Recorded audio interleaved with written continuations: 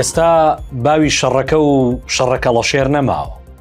باوی شەڕ و ململانەی ئۆتۆمبیلی ئەمریکی و چینیە. ڕکابەری نێوان ئەمریکا و چین تەنها لەسەر ئاستی سیاسی و ئابووری نییە، بەڵکو لەسەر پیشەسازی و تەکنەلۆژیاش زۆر توندە.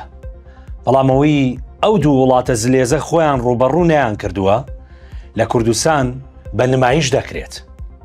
دۆناڵد ترامپ سەرۆکی ئەمریکا و شی جیپینگی سەرۆکی چین هەتاوەکو ئێستا ڕوبەڕوو ئەو دەستشکانەوەیان لەگەڵ یەکدا نەکردووە کەچی لە هەرێمی کوردستان چەند کەسێک ڕاستەوخۆ ئەم ڕکابەریە دەکەن بە نوێنەرایەتی پیشەسازی ئۆتۆمبیلی ئەو دوو وڵاتە کە کەسیان نەزمانی ئینگلیزی دەزانن نەزمانی چینی.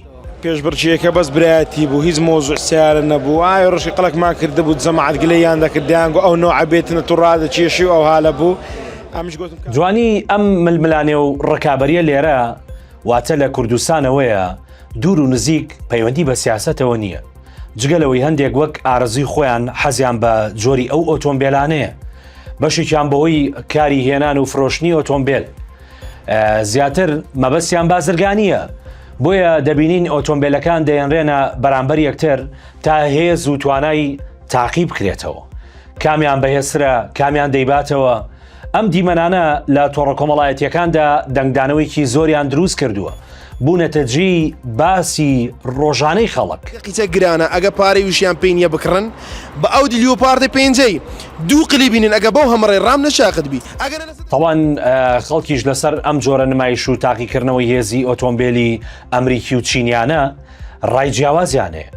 هەندێک خەڵک چێژی لێ دەبینن، تەنانەت ڕۆژێنی نمایشەکە نەکرا بەهۆی قەرباڵخی و کۆبوونەوەی زۆری خەڵک.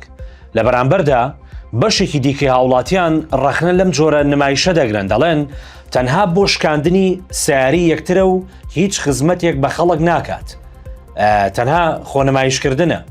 لەسەر ئاسی دنیاش ئێستا ڕکابەری بازرگانی تەکنەلۆژی لە نێوان سیاری سینی و ئۆتۆمبیلی وڵاتانی دیکە هەیە، بەڵام بەو شێوەیە نییە کە لە کوردستان دەکرێت بەڕاستی. هاوڵاتیەکیش نووسی بووی بۆ کەسێکی هێژار گرنگ جۆر و هێزی ئۆتۆمبیل نییە، تەنها نرخەکەی گرنگە کە پێی لە زەوی بکاتەوە و زوو پێی بچێتە سەر کار و داوامەکەی. خوای گەورە سیارە و ئۆتۆمبیل و هەموو شتێکی باش بە قسمەتی هەموو لایە بکە ئینشاءالله.